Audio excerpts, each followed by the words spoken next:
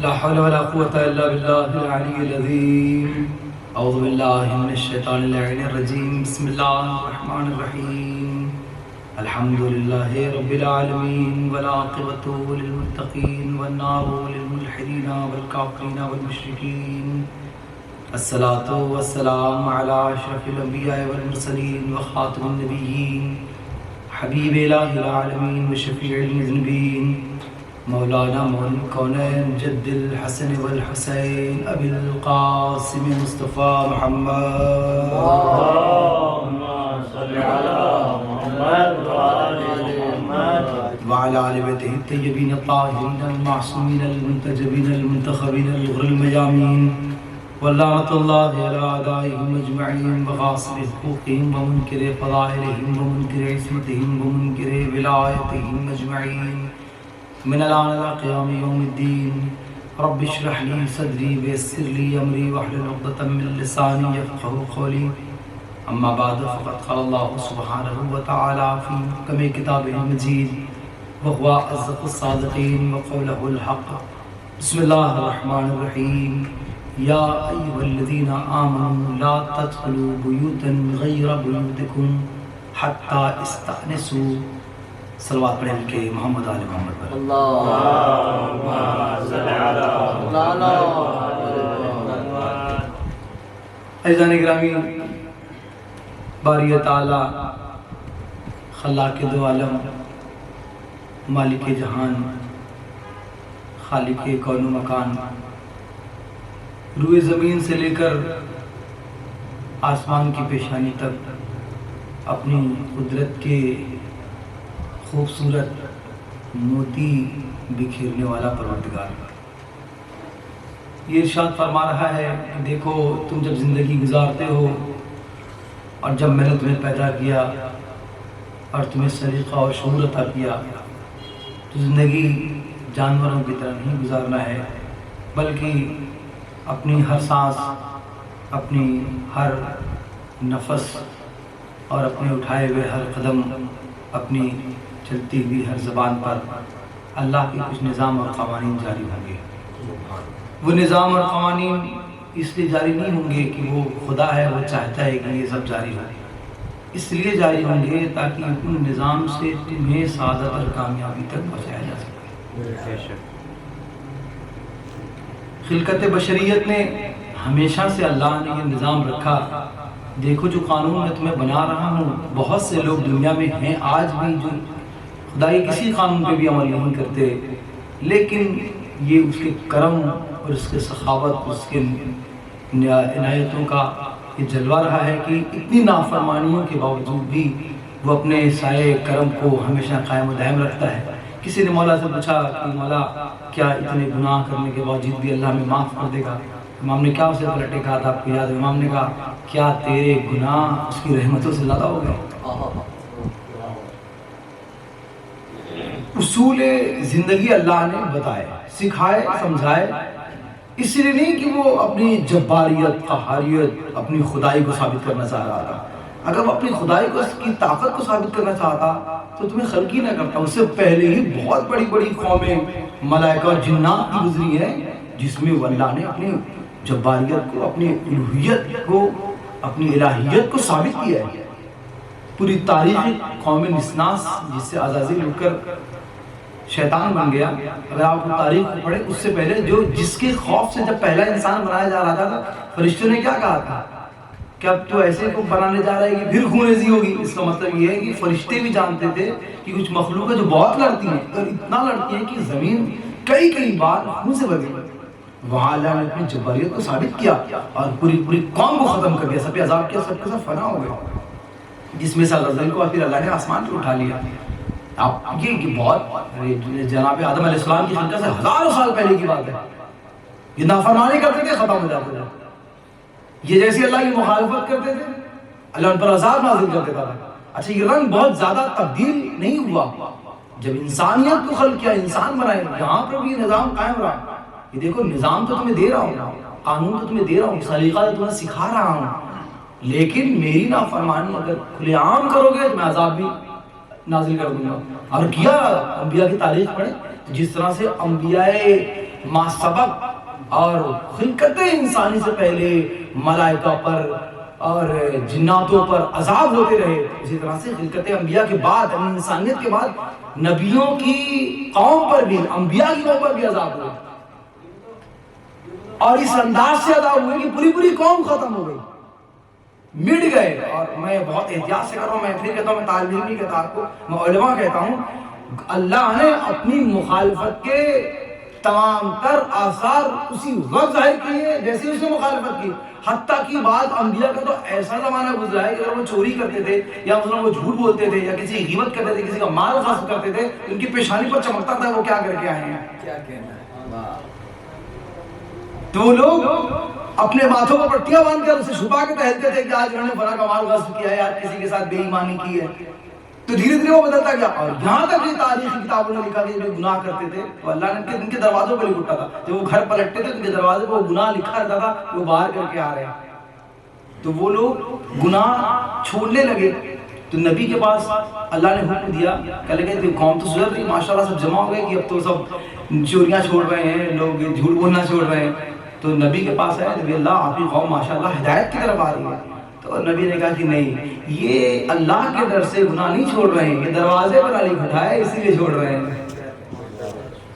ان کی پیشانی پہ نہ چمک جائے اسی لیے چھوڑ رہے ہیں۔ تو کرنا کیا کہا، میں یہ چاہتا ہوں، خدا نے میری مشیت یہ چاہتی ہے کہ گناہ چھوڑیں، لیکن دروازے پہ لکھنے، ماتھے پہ لکھنے کی خوف سے نہیں، میرے خوف سے گناہ چھوڑیں۔ اور یہ نظام دھیرے دھیرے اترتا چلا گیا، اور جب پیغمبر حضرت محمد مصطفیٰ صلی اللہ علیہ وآلہ وسلم کا ظہور اس دنیا میں، اب اللہ نے پیغمبر کے ہاتھ میں ایک پوری کتاب دے دیا کہ یہ کتاب جو تمہارے سینے پر نازل کر رہا ہوں، اتار رہا ہوں، اس میں سعادت اور کامیابی کی ہر کلید موجود ہے۔ جو اس پر عمل کرتا چلا جائے گا وہ سعید ہوتا چلا جائے گا، جو اس پر عمل پیرا ہوتا چلا جائے گا وہ خود بخود اپنے درجات دنیا میں بھی اور آخرت میں بھی بلند کرتا چلا جائے گا۔ جس طرح سے جہنم کے طبقات نیچے لے کے جائیں گے انسان کو، اسی طرح سے مومنین کو اعمال کے درجات جنت میں اوپر لیتے چلے جائیں گے۔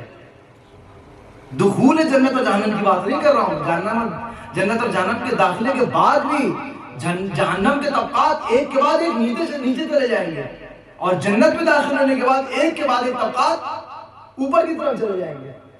پوری زندگی کا سلیقہ اللہ نے جس کتاب میں لکھ کر جمع کر کے ہمارے درمیان رکھ دیا، اسے قرآن مجید کہتے ہیں۔ اچھا، جو جس کے لیے میں یہ پیش کر رہا ہوں، کیونکہ اب میں جانتا ہوں کہ وقت بہت تنگی ہوتی ہے، لازم تیزی کے ساتھ اپنے نتیجے کی طرف آ جاؤں گا۔ آپ دیکھیں کہ یہ جو کتاب ہمارے سامنے رکھی گئی، یہ کس کے لیے نازل ہوئی، کس کی ہدایت کے لیے نازل ہوئی؟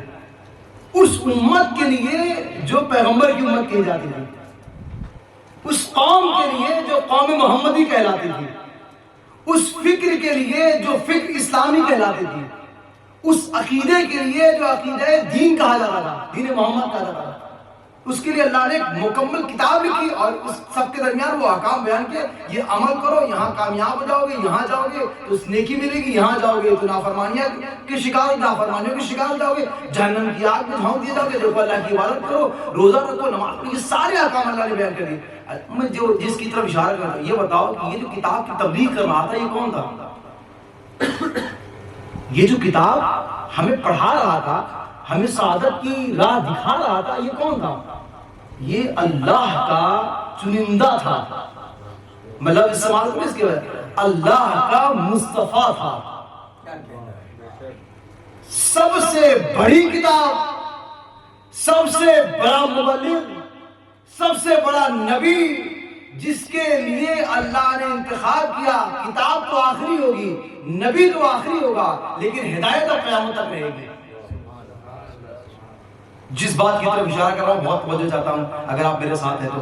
عزیزان محترم، یہ بتائیں کہ یہ جو تبلیغ انسانیت کر رہا تھا، جو یہ کتاب جس کی سینے پر نازل ہوئی تھی، کیا اس نے بھی اس کتاب پر عمل کیا ہوگا یا نہیں کیا ہوگا؟ تو کہیں یہ کیسے غیر معقول بات ہے؟ قرآن خود کہہ رہا ہے کہ وہ کیوں کہتے ہو جو کرتے ہی نہیں ہو۔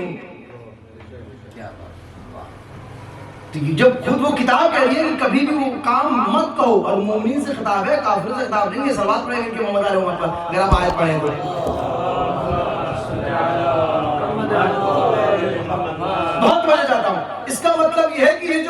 تبلیغ قرآن ہے وہ قرآن سے بھی زیادہ بلند ہے. جملے کو بدل کے کہوں، آیتیں، اور یہ بہت مشہور ہے، آیتیں اس مبلغ کے ہر عمل کی عکاسی کر رہی ہیں. اگر کامیابی دیکھنا ہے جو ان آیتوں میں لکھی ہے تو آیت کی تبلیغ کرنے والوں کو دیکھو. وہ سردار انبیاء ہے، فضائل و کمالات کا مرکز و محور ہے، پھر تمہیں تبلیغ کر رہا ہے. دیکھو اگر میں کامیاب ہو سکتا ہوں تو تم بھی عمل کر کے کامیاب ہو سکتے ہو. بہت تیزی کے ساتھ اسے مختصر کر کے ختم کر رہا ہوں. جتنے بھی 1,24,000 انبیاء گزرے، ان سب نے تبلیغ کی، یہ سب کامیاب رہے، انہوں نے اپنی حسین زندگی گزاری، اللہ کے چنندہ لوگ تھے، کامیاب ہو کر چلے گئے، قرآن پر عمل کیا. اور اس سے پہلے جتنی بھی 18,000 سے زیادہ آسمانی کتابیں ہیں، 1600 جو اتری ہے اور 4 کتابیں جو انبیاء کے الہز پیغمبر کو، تو اس سب پر عمل کر کے چلے گئے. اب مسئلہ یہاں آ کر بہت زیادہ الجھ گیا.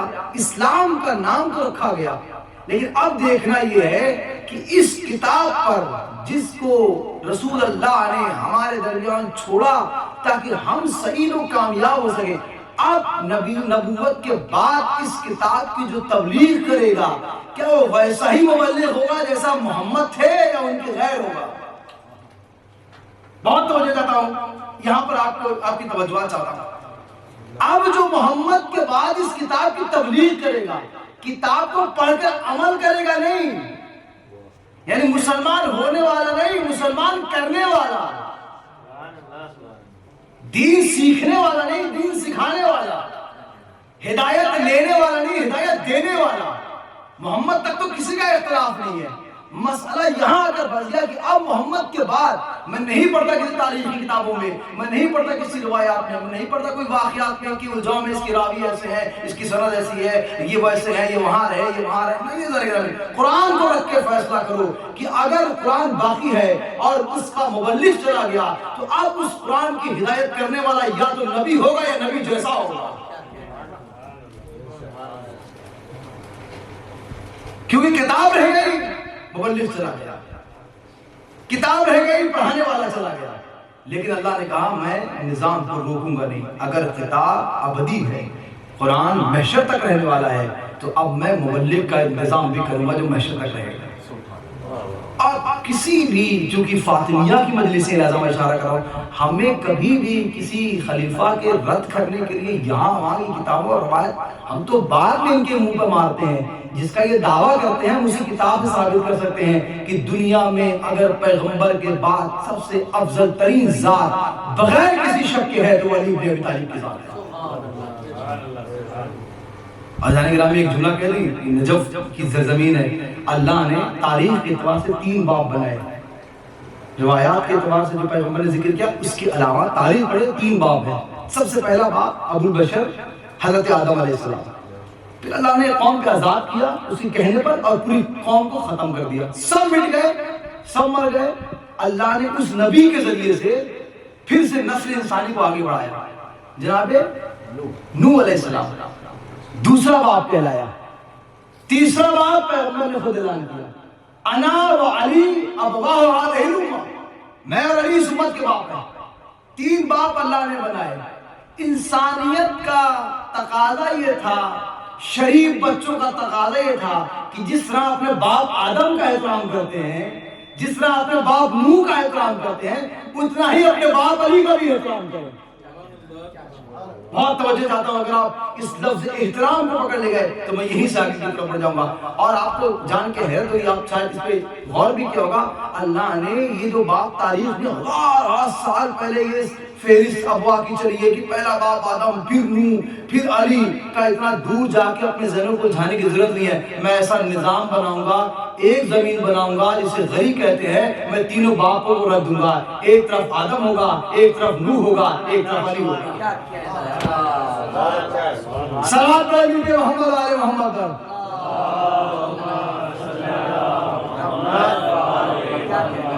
زری ایک ہوگی، قبر ایک ہوگی. میں اول بشر سے لے کر تا قیام قیامت تینوں باپوں کو ایک قبر کے اندر رکھوں گا تاکہ تمہارے ذہن نہ الجھے کہ اگر تم آدم کا احترام کرو گے، اگر تم نوح کا احترام کرو گے تو تمہیں علی بن ابی طالب کا احترام کرنا ہوگا. اور کیا نظام بنایا اللہ نے احترام کا کہ لوگ پوچھتے ہیں کہ علی کی قبر میں کون ہے، کوئی نہیں پوچھتا کہ آدم اور نوح کی قبر میں کون ہے۔ صلوات پڑھیں گے کہ محمد آل محمد۔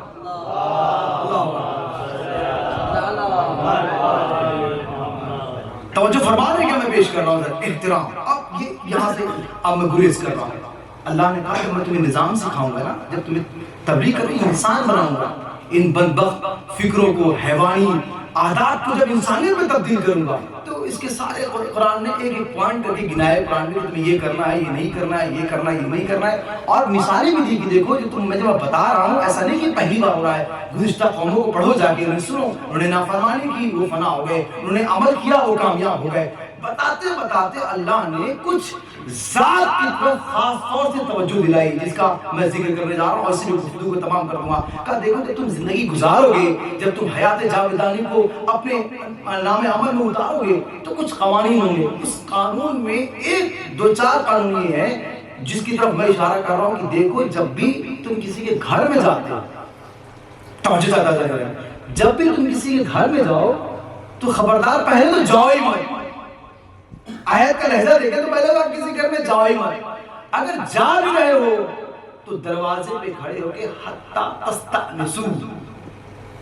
اب یہاں مفسرین نے کہا تستأنسو کا مطلب دروازے پہ کھڑے ہو کر سب سے پہلے کچھ ایسے الفاظ کہو جو تسبیح پروردگار ہوں، جیسے کہو سبحان اللہ، ماشاء اللہ، الحمدللہ، والحمدللہ۔ وہ الفاظ جو تسبیح پر تسبیح ہو، تحلیل کرو۔ اس کے بعد قرآن کا جو جملہ یہ آیات الہیہ ہے، یا ایھا الذین آمنوا لا تدخلوا بیوتا غیر بیوتکم حتی تستأنسوا، قیامت کا پھر ہے وتسلموا علی اہلھا۔ قرآن پڑھ رہا ہوں میں۔ جاؤ تو پہلے تو جاؤ مت، جاتے ہو احتراماً ذکر پروردگار کرو تاکہ صاحب خانہ تمہاری آمد کو محسوس کر سکے۔ جب اس کی حس کسی کی آمد پر آمادہ ہو گئے تو قرآن کیا کہتا ہے وَتُسَلِّمُوا عَلَىٰ أَهْلِهَا۔ دیکھو بغیر سلام اور کلام میں نہ جاؤ، بغیر سلام اور کلام کے نہ جاؤ، اہل خانہ کو سلام کرو، جو گھر میں رہ رہا ہے اسے سلام کرو۔ مجھے چاہتا ہے جانے کا نہیں، میں نے جو مقدمہ اشارہ کیا، جو قرآن پڑھ کے سناتا تھا کیا وہ کبھی بھی اس عمل کو چھوڑ کر ایسا کوئی عمل کر سکتا تھا؟ جو کہہ رہا ہے کہ جو عمل کرا رہا ہے، آپ کو سکھا رہا ہے، وہ کیا کبھی نبی کی بات کرو؟ کیا نبی کبھی کسی گھر میں جاتے گئے ہوں گے؟ نہیں گئے ہوں گے۔ یعنی انبیاء کی صفت یہ ہمیشہ رہا ہے کہ کبھی بھی وہ کسی کے گھر میں بغیر تسبیح و تحلیل، بغیر سلام، بغیر غیرت کے نہیں گئے ہوں گے۔ ٹھیک ہے، ایک اور آگے بڑھیں۔ ٹھیک ہے، عام گھروں کی بات کر رہا ہے اللہ کی، کسی کے گھر میں مت جاؤ۔ اگر جاتے ہو تو پہلے کچھ الفاظ مدح الہیہ کے، تسبیح الہیہ کے کرو، اس کے بعد سلام کرو، پھر جاؤ۔ ٹھیک ہے، اب آ جاؤ، یہ تو عام گھروں کی بات تھی، انبیاء کے گھر کا تذکرہ کیا۔ اللہ اکبر، سورہ نور کی آیت پڑھ رہا ہوں، صلوات پڑھتے ہوئے کہ محمد آل محمد، اللہم صلی علی محمد و آل محمد۔ رات گھبرا رہے ہیں تو وضو تمام کرو، دیکھو صلوات پڑھے ہوئے کہ محمد آل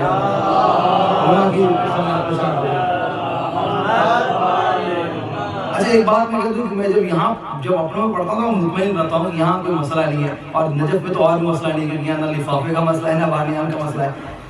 یا ایھا الذین آمنوا، یہ عام گھر کی بات جو میں نے پہلی آیت پڑھی، دوسری آیت دیکھیے گا، یا ایھا الذین آمنوا لا تدخلوا بیوت النبی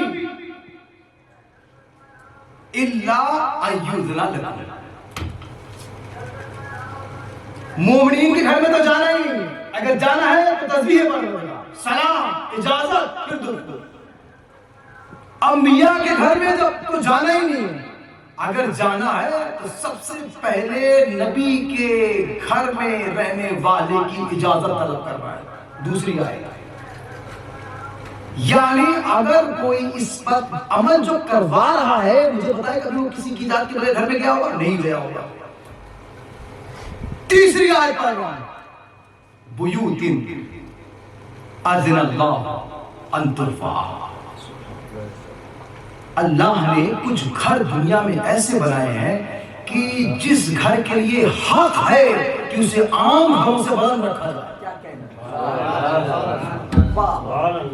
مجھے نہیں پتا میں کہاں جا کے آپ کو سنا۔ اجازت تو مٹی اور پتھروں کے بنے ہوئے گھر میں بھی آپ کو طلب کر کے جانا ہے، انبیاء کے گھر میں تو جانا ہی نہیں ہے، لیکن اجازت کے ساتھ جانا ہے۔ یہ سب ہٹا کے اللہ نے کہا کہ دیکھو میں نے روئے زمین پر کچھ گھر بنائے ہیں جن کے لیے حق ہے کہ انہیں بلند رکھا جائے. یعنی ہمارے لیے حکم ہے کہ ہمیشہ جانا تو چھوڑ دو، اس میں اجازت کے بغیر تو تصور ہی نہیں کر سکتے. اس کے پاس سے بھی گزرو تو تمہارے ذہن میں یہ ہونا چاہیے کہ تمہارے مٹی اور پتھر کے بنے ہوئے گھر اور ہیں، یہ گھر اور ہیں. اچھا چونکہ ہمارے آپ کے جیسے مزاج کے لوگ اس وقت بھی تھے جب رسول کے اوپر یہ آیت نازل ہوئی اور اللہ نے اس گھر کی صفات بھی بتائی کہ کیوں اللہ نے کہا کہ اس گھر کو بلند رکھو. کیوں؟ کیونکہ اس میں آیت کا فکرہ کیا؟ تسبیح و تحلیل ہوتی ہے. اس کی تسبیح و تحلیل کرنے والوں کی وجہ سے حق ہے کہ اس گھر کو بلند رکھا جائے. ایسا نہیں کہ بہت تیزی کے ساتھ عرض کر رہا ہوں. جب یہ آیت نمبر نازل ہوئی ایک صاحب کھڑے ہو گئے چونکہ ممبر کا احترام زیادہ نام نہیں لوں آپ ان کے نام کو سے واقفیت رکھتے. روایت ساری کتابوں میں حتیٰ کہ غیروں نے بھی اپنی کتاب میں لکھا کہ یہ صاحب کھڑے گئے اور تنزیہ کرنے لگا یا رسول اللہ کیا سارے کے سارے انبیاء کے گھر قابل احترام ہیں؟ ان سے اجازت کے ساتھ جانا ہے سارے انبیاء کے گھر؟ پیغمبر نے کہا نام جتنے بھی انبیاء کے گھر ہیں ان کا احترام کرنا ہے. تاریخ کا جملہ ہے جو کہ مسجد نبی بیٹھے تھے. مسجد نبی کی دیوار بیت علی سے بالکل ملتی ہے، ایک ہی دیوار ہے بس اس کے رخ دوسری طرف ہے. اس طرف جاؤ گے تو علی کا گھر ہے، اس طرف جاؤ گے تو اللہ کا گھر ہے. اے جانے گرامی تاریخ کا جملہ ہے کہنے کہ سامنے والے نے اٹھ کر اشارہ کر کے بیت علی کی طرف اشارہ کیا کیا یہ بھی انہی گھروں میں سے ہے؟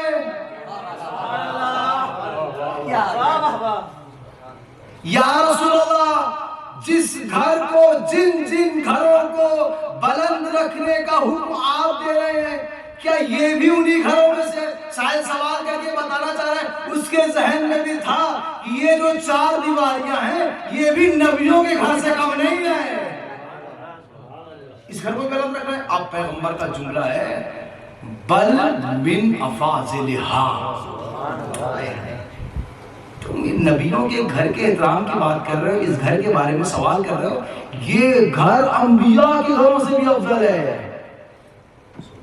اب میں چونکہ علماء بیٹھے ہوئے لہذا اشارہ کر رہا ہوں، بہت لطیف بلاغت کی ایک سطر ہے جو یہاں سے گزر کے اپنے اختتام کی طرف بڑھ جاؤں گا. کبھی بھی گھر محترم نہیں ہوتا، خانہ محترم نہیں ہوتا، اہل خانہ محترم ہوتے ہیں. اگر آپ کے ذہن میں پہنچے تو جملے کو دہرا رہا ہوں، کبھی بھی بیت محترم نہیں ہوتا، اہل بیت محترم ہوتے ہیں. قرآن کہے گا وَسَأَهْلِ الْقَرْيَةِ وَسَأَهْلِ الْقَرْيَةِ تو قریہ سے نہیں دیوار سے نہیں پوچھا جاتا، اہل قریہ سے پوچھا جاتا ہے. سلوات پڑھیں گے محمد آل محمد.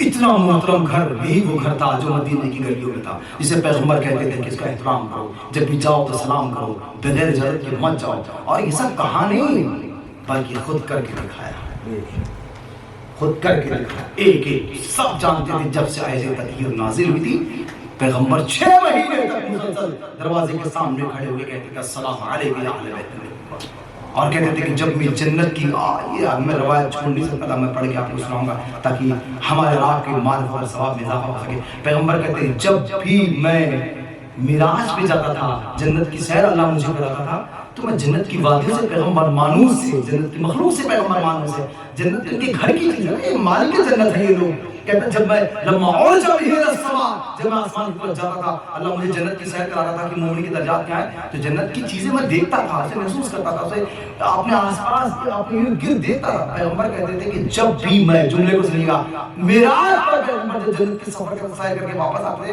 پیغمبر کہتے ہیں جب بھی میں مدینے میں زمین پر جنت کی زیارت کا مشتاق ہوتا تھا تو میں بیت فاطمہ کی طرف بڑھتا تھا، زمین پر جنت کا مشتاق.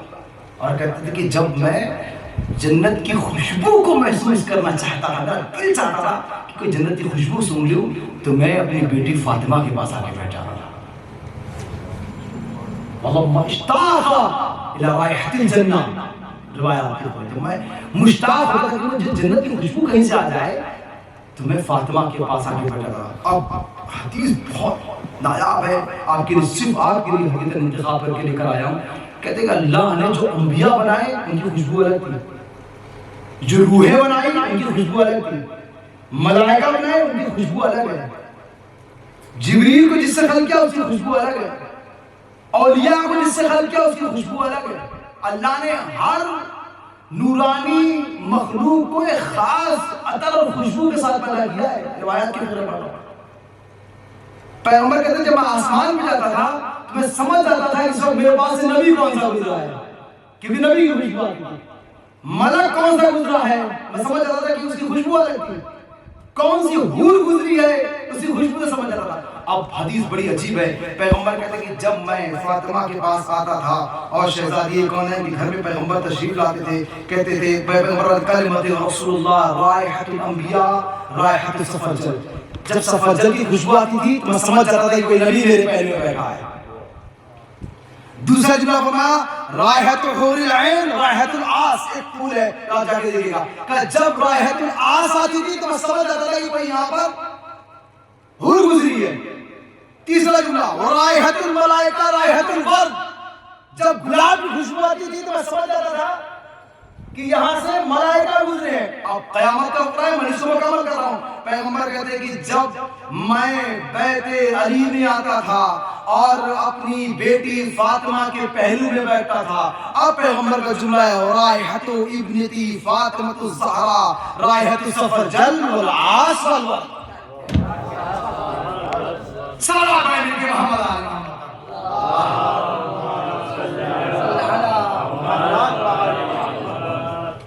ذات ایک ہے جس میں انبیاء کی خوشبو بھی ہے, ذات ایک ہے جس میں ملائکہ کی خوشبو ہے, ذات ایک ہے جس میں حور العین کی خوشبو ہے, ذات ایک ہے جس میں سب سے حسین ذوات مقدسات کی خوشبو ہے. وہ ایک ذات ذات فاطمہ ہے. سر کا بوسہ لے کر کہتے تھے کہ بیٹی فاطمہ میں تم میں انبیاء کی خوشبو محسوس کرتا ہوں. ایک بیٹی ہے جس میں نبیوں سے جیسی خوشبو آتی ہے. اللہ اکبر. سوچو کتنا احترام کرتے تھے پیغمبر, اتنا احترام کرتے تھے شہزادی کا. قرآن نے جب سے کہہ دیا تھا کہ دیکھو ازواج نبی سے اونچی آواز میں بات نہ کر. آج پوری دنیا کے مسلمان کس بات پہ لڑ رہے ہیں, کس بات پہ لڑ رہے ہیں؟ یہی نا کہ یہ توہین صحابہ کرتے ہیں. آج ہمیں کیوں مانا جاتا ہے کہ ہم صحابہ کی عزت نہیں کرتے, ہم ازواج پیغمبر کی عزت نہیں کرتے؟ اگر ہم ازواج کی عزت نہیں کرتے جو رشتہ سببی ہے تو تم ہمیں کافر کہنے کو تیار ہو. اگر کوئی اگر رشتے نسبی کو کوئی رد کر دے, نسبی رشتے کی اگر کوئی توہین کرے تو آپ سے کیا کہیں گے؟ ہم آج بنائے ہوئے رشتے دنیا میں آ کے بن جاتے ہیں, اس کی توہین کرنے والے کافر اور مشرک واجب القتل ہیں. تو جس نے رسول کی بیٹی کو اذیت پہنچائی وہ ایمان کی ذریعے پر. 3-4 آیتیں, ایک بھی آیت پر عمل نہیں کیا کسی بھی وقت خلیفہ نے. آخری آیت پڑھ رہا ہوں اور یہی سے وقت مسائل میں پڑھوں گا. قرآن کہتا ہے فَأَمَّا الْيَتِيمَ فَلَا تَقْهَرْ وَأَمَّا السَّائِلَ. قرآن کا کھلا اعلان ہے کہ دیکھو دنیا میں یتیموں کے ساتھ کبھی بھی غصہ نہیں کرنا, انہیں جھڑکنا نہیں, انہیں ڈانٹنا نہیں. ایک تو یہ گھر, دوسرا اس گھر میں رہنے والی یتیمہ. فاطمہ کی ماں بھی اس دنیا سے چلی گئی. بچیوں کی, لڑکیوں کی جب ماں مر جائے تو انہیں بہت غم ہوتا ہے, اس لیے کہ بیٹیاں اپنے ماں کے ساتھ زیادہ وقت گزارتی ہیں. مانوس باپ سے زیادہ ہوتی ہے, لیکن اب زندگی کے تمام سلیقے وہ اپنی ماں سے سیکھتی ہے. بچپن میں ماں گزر گئی, ماں کے سائے سے فاطمہ الزہرا سلام علیہا. ٹھیک ہے, ایک سہارا ہے زندگی کا, وہ اس کا باپ جان ہے. فاطمہ تو بابا کے لیے بہجت و قلبی ہے, نور و عین ہے, فؤاد ہے, تو میرے لیے میرے ثمرہ جگر ہے, میرا خون ہے, میرا گوشت ہے. سینے سے لگا کے کہتے تھے کہ میری روح جو میرے دونوں پہلو میں دھڑک رہی ہے وہ میری بیٹی فاطمہ تو. ہاتھوں کا بوسہ لیتے تھے, اتنا پیار کرتے تھے پیغمبر. باپ کی پوری شفقتیں فاطمہ کے ساتھ شامل تھی یا نہیں تھی؟ باپ کا سایہ بھی فاطمہ کے سر سے گزرا. 28 سفر کو جب باپ کا سایہ اٹھا, فاطمہ اتنی زیادہ غمگین ہو گئی, اتنی زیادہ محسوس ہو گئی. ماں کا بھی سایہ اٹھ گیا, باپ کا بھی سایہ. ایک یتیمہ ہے جو دونوں طرف سے یتیم ہو چکی ہے, باپ بھی چلا گیا, ماں بھی چلی گئی. قرآن کہتا ہے فَأَمَّا الْيَتِيمَ فَلَا تَقْهَرْ. دیکھو اگر کوئی یتیم تمہیں مل جائے تو اس پہ غصہ نہیں کرنا. یہ آیت کی ابرز مثال روئے زمین پر پہلی بار کوئی ہے تو وہ ذات فاطمہ ہے. اللہ, بہت بڑا جملہ ذمہ داری کے ساتھ کیا. فَأَمَّا الْيَتِيمَ فَلَا تَقْهَرْ، اما سائلہ کی تو بات ہی نہیں کر رہا ہوں کہ وہ سائل نے کیا سوال کیا اور کس طرح سے جھٹلایا گیا، نہیں، یتیم کے دروازے پر آئے۔ آج بھی مسلمان یتیموں کا کیسے احترام کرتے ہیں؟ روایات کہتی کہ سر پہ ہاتھ پھیرو، اگر تمہارے ہاتھ میں جتنے اس کے بال آئیں گے ان بالوں کی عدد میں اللہ تمہیں نیکیاں عطا کرے گا۔ یہ نہیں جانتے تھے کہ فاطمہ کی ماں اس دنیا سے چلی گئی ہے؟ کیا یہ نہیں جانتے تھے کہ اس کا بابا چلا گیا؟ دنیا میں دستور انسانی یہی ہے، اگر کسی کے گھر میں میت ہو جائے تو لوگ بڑھ چڑھ کر آتے ہیں اسے پرزا دینے کے لیے کہ بھائی تیرا بھائی چلا گیا، تیرے والدہ اس دنیا سے گزر گئی، تیرا باپ چلا گیا۔ تاریخ کے فقرے ہیں 28 صفر کو جب رسول اس دنیا سے چلے گئے تو 3 دن تک مسلسل مولا متقیان نے دیکھا کہ فاطمہ اکثر دروازے پر آ کر کھڑی ہو جاتی تھی۔ ابو الحسن نے ایک دن پوچھا کہ اے رسول کی بیٹی، بار بار آپ دروازے کے پاس آگے کیوں کھڑی ہو جاتی ہیں؟ فاطمہ تو ذرا سلام اللہ علی کو دیکھا، یا علی میں دیکھ رہی ہوں کہ کاش کوئی مدینے کی گلیوں سے گھومتا ہوا میرے گھر آ جائے، ارے کیا انہیں پتہ نہیں کہ میرا بابا مارا گیا؟ اے علی کسی نے ابھی تک مجھے سینے سے لگا کے میرے بابا کا پرسہ بھی نہ دیا۔ علی رونے لگے، بی بی اب مدینے سے کوئی نہ آئے گا، آؤ میں تمہیں تمہارے بابا محمد کا پرسہ دیتا ہوں۔ ایک یتیم بچی 3 دن تک مسلسل انتظار کرتی رہی کہ کوئی اس کے بابا کا پرسہ دے، اسے سینے سے لگائے، فاطمہ ہم تمہارے غم میں شریک ہیں۔ رونے والوں میں کہوں گا نہیں، مدینے کے لوگ بیت فاطمہ پر آئے تو فاطمہ کو شاید خوشی محسوس ہوئی کہ آج مجھے میرے بابا کا پرسہ دینے والے آ گئے۔ میں کہوں گا بی بی ذرا ٹھہرو، یہ تمہارے بابا کا پرسہ دینے نہیں آئے تو کس انداز سے؟ ان کے ہاتھوں میں لکڑیاں تھی، ان کے ہاتھ میں آگ تھی، ان کے ساتھ بڑے بڑے مضبوط ظالم غلام آئے تھے، یہ دروازے میں اس انداز سے آگے کھڑے ہو گئے، فاطمہ دروازہ کھولو ورنہ ہم دروازے میں آگ لگا دیں گے۔ سوچے اس یتیمہ پہ کیا گزری ہوگی جس کا بابا ابھی گیا ہے، لوگ کہہ رہے ہیں دروازہ کھولو ورنہ ہم سب کو گھر میں جلا کر رکھا۔ خدا تمہیں کوئی غم نہ دے سوائے غم مظلوم کربلا کے۔ آپ مسلسل آج یوم شہادت فاطمہ الزہرا ہے، آج کے دن رسول کی بیٹی اس دنیا سے چلی گئی۔ یہاں ایک جملہ نقل کروں گا آیت اللہ العظمہ وحید الخراسانی کا، جنہوں نے عن قریب یہ جملہ کہا، حالیہ میں جملہ کہا۔ وہ کہتے ہیں کہ جب سے فاطمہ کے اوپر مسلمانوں نے جلتا ہوا دروازہ گرایا تھا، مجھے ہر ایک کا پورا واقعہ نہیں پڑھنا ہے، وہ روایات نہیں پڑھنی، بس اس جملے کو پڑھ کے میں شہزادی کی وصیت کی طرف جاؤں گا۔ رونے والوں ہم نے نہیں پڑھ سکتے، ہم مصائب سادات مجھے معاف کر دیں کہ ان کی ماں پہ جو ظلم ہوا۔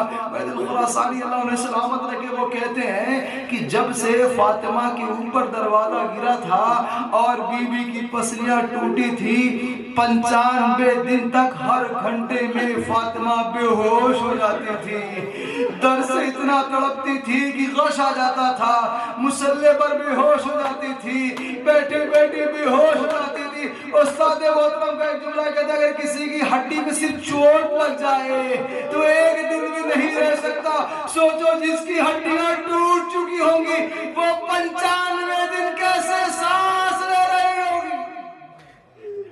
خدا ان آوازوں پر رحمت نازل کرے، آپ کو کوئی غم نہ دے سوائے غم مظلوم کربلا کے۔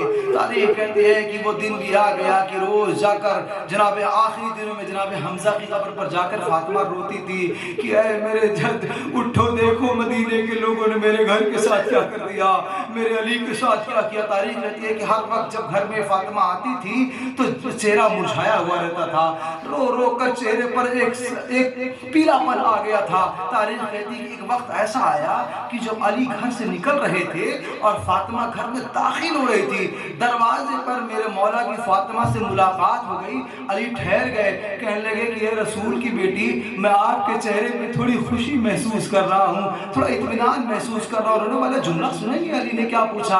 اے بی بی کیا وجہ ہے آج آپ مطمئن نظر آ رہی ہیں، آپ کے چہرے پر خوشی ہے؟ شہزادی نے بہت معمولی سی خوشی کا اظہار کرتے ہوئے کہا کہ اے علی آج جب میں روتے روتے اپنے بابا کی مزار پر سو گئی تو بابا خواب میں آئے تھے، آگے کہہ رہے تھے کہ میری بیٹی فاطمہ اب کل سے کوئی بھی تیرے رونے پہ پہرا نہ لگائے گا، اب کل سے کوئی بھی تجھے اذیت نہ پہنچائے گا۔ اب میں جملہ کہوں گا، شاید رسول اللہ نے کہا کہ میری بیٹی فاطمہ آ جا میرے پہلے میں، ہم کھڑے ہو کر نماز پڑھیں گے، اب تجھے पसलियों के दर्द की वजह से मुसल्ले पर बैठ के नमाज पढ़ना ना होगी। तारीख जुलाली समझ गए कि अब मेरी ज़ौजा मुझे अलविदा कह के चली जाएगी। रोने वाली मस्जिद की तरफ गए, बच्चों को तैयार किया, सवारा, खाना तैयार किया, उन्हें अच्छे लिबास पहना के कहे जाओ अपने नाना की मज़ार पे जाओ और अपनी माँ की शिफा के लिए दुआ करो। तारीख कहती है दोनों बच्चों को भेज दिया, अस्मा को बुलाया। रोने वाला मस्जिद मंजिल की तरफ जाना चाहता हूँ, अस्मा को बुलाया। मैंने बच्चों को भेज दिया है, अस्मा मैंने खाना तैयार कर दिया है, मैंने घर साफ कर दिया है, मैंने चक्की वहाँ रख दी है, मैंने आटा वहाँ रख दिया है, देखो हसनैन का लिबास यहाँ रख दिया है, उनका कमरा वहाँ है, उनका मुसल्ला वहाँ है। कुछ देर के बाद मेरे बच्चे जब घर में लौट के आए तो अस्मा सबसे पहले उन्हें खाना खिलाना, उन्हें मेरे मरने की खबर न देना।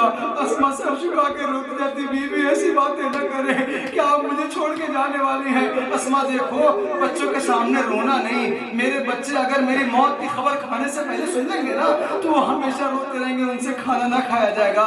मैं नहीं चाहती कि मेरा हुसैन भूखा मेरी मैयत पे रोए। अल्लाह अल्लाह, फातिमा को हुसैन की भूख का इतना ख्याल। अरे असले आशूर बीवी ने कैसे देखा होगा तब का हुसैन खाक पे गिरा, अम्मा तेरे हुसैन की प्यास। मैं कमरे में जा रही हूँ, तस्बीह व तहरीर की आवाज आती रहे, समझना फातिमा जिंदा है। तस्बीह बंद हो गई तो समझना फातिमा ने तुम्हारी इस जालिम दुनिया को अलविदा कह दिया। अस्मा ने अपने आंसुओं को रोका। तारीख कहती है अब मैं बात हसास फतरा कहने जा रहा हूँ, मुझे नहीं पता ये तारीख ने कैसे देखा होगा, अस्मा ने कैसे देखा होगा। अस्मा तुम्हारी आंखों पर सलाम, अस्मा तुम्हारे कानों पर सलाम जो तस्बीह सैयदा को सुन रहे थे। तारीख कहती है कि फातिमा जब गोल अपने गुरफे में गई, बिस्तर पर लेटी, वो हदिये में दी हुई खाके शिफा मिट्टी की तस्बीह फातिमा के हाथ में थी। सुभान रब्बियल आला व बिहम्दे, सुभान रब्बियल आला व बिहम्दे, सुभान रब्बियल आला व बिहम्दे। उलमा ने लिखा फातिमा का इर्द पालने वाले तू कितना अजीम है, तू कितना बाबरकत है, तेरी जात कितनी अजीम है।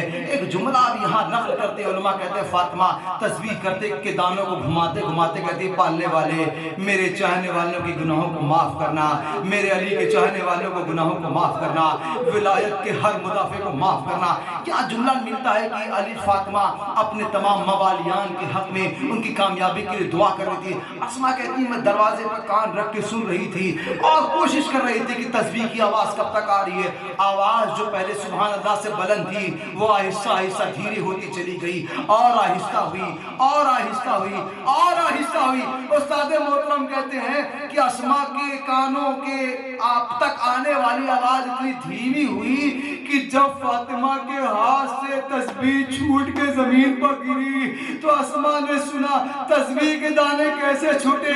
फातिमा की उंगलियां सीधी हो गई, पांव सीधे हो गए, जमीन पर तस्बीह गिरी। अस्मा दौड़ी तो क्या देखा, रसूल की बेटी इस दुनिया से चली गई। पांव को पकड़ के फातिमा तुमने हमें तन्हा कर दिया। खुदा तुम्हें कोई गम न दे, मुझे एक जुमला पढ़ने की इजाजत दे। अज़ान मोहतरम हसनैन आ गए, सबने गिरिया किया, अली आ गए। फातिमा की जुदाई का गम अली को इतना शाद गुजरा कि बारहा चीख मार के रो रहे थे, रोते जाते थे। कहा जब वसीयत के फिकरात जो कागज में अली ने फातिमा ने लिखे, क्या लिखे, या अली मुझे रात की तन्हाई में दफन करना, या अली मेरे जनाजे में इन लोगों को ना आने देना, या अली मैंने देखा है कि फिजा के घर में बहुत अच्छा जनाजा बनता है, वहाँ ताबूत अच्छा तैयार होता है, उस तरह के ताबूत में मुझे दफन करना। मैं नहीं चाहती कि आसमान का साया भी मेरे जनाजे पर पड़े। रात की तारीखी मुझे नहीं पता, लेकिन तारीख ने लिखा हसनैन आस्तीन में मुंह डाल डाल के माँ की मैयत पर रो रहे थे। बच्चों आहिस्ता रो, मदीने में किसी को पता नहीं चलना चाहिए कि तुम्हारी माँ मर गई, कायनात के सबसे अजीम शख्स की बेटी चली गई। आज एक मामूली सा किसी का बाप भी चला जाए तो हर दुनिया का इंसान करीबी दौड़ के उसके पास जाकर उसे पुरसा देता है, वो अपने अपने वारियों वारिस पर होता है। फातिमा के बच्चे फातिमा पे अपनी आस्तीनों में छुप छुप कर रो रहे थे। रात के सन्नाटे में अली ने बकी में जाके सैयदा को दफन कर दिया। सुबह को जब मुसलमानों को पता चला, रोने वाले मैंने मसाइब को मुकम्मल कर दिया।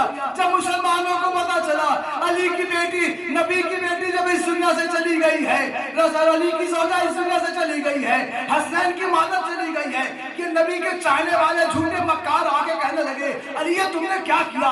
رسول کی بیٹی کو تنہا دفن کر دیا، ارے ہمیں جنازے میں شریک نہ ہونے دیا، ہم جائیں گے اب اس کی نماز جنازہ پڑھیں گے۔ علی کو کسی صحابی نے آ کے خبر دیا یا علی قیامت ہو گئی، مسلمان بقی کی طرف جا رہے ہیں، وہ کہہ رہے ہیں کہ وہ نبی کی بیٹی پر نماز جنازہ پڑھیں گے۔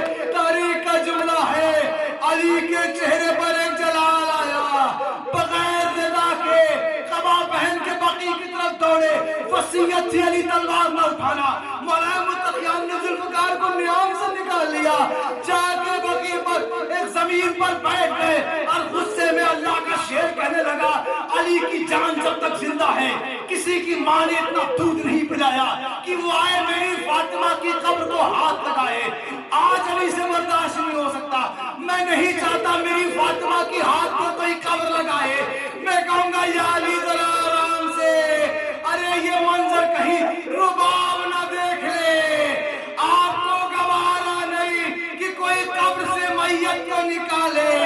عصر عاشور ہوگی، ہرملا نیزہ اٹھائے گا، علی اصغر کی قبر ڈھونڈی جائے گی، ایک نیزہ ایسا پڑے گا 6 مہینے کی خواب، نیزے پہ 6 مہینے کی میت، رباب چیختی رہ جائے گی یا علی فاطمہ کی قبر کی حفاظت کرنے والے، میرے بچے کی حفاظت کرنے کے لیے نجف سے